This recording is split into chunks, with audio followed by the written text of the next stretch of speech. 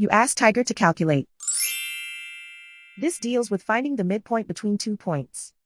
The midpoint between the 2 points is -4, -4. Let's solve it step by step. Plot the 2 points and calculate the midpoint using the formula. The coordinates of point 1 are, x1 equals -2, y1 equals -3. The coordinates of point 2 are, x2 equals -6, y2 equals -5. PM represents the midpoint of the 2 points.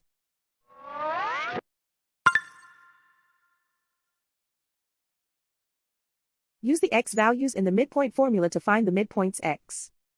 x1 equals -2. x2 equals -6.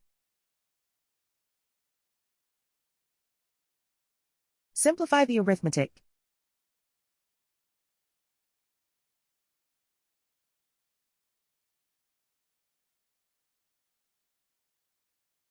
Use the y values in the midpoint formula to find the midpoints y. y1 equals -3.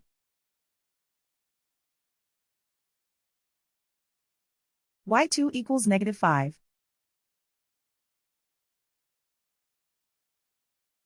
Simplify the arithmetic.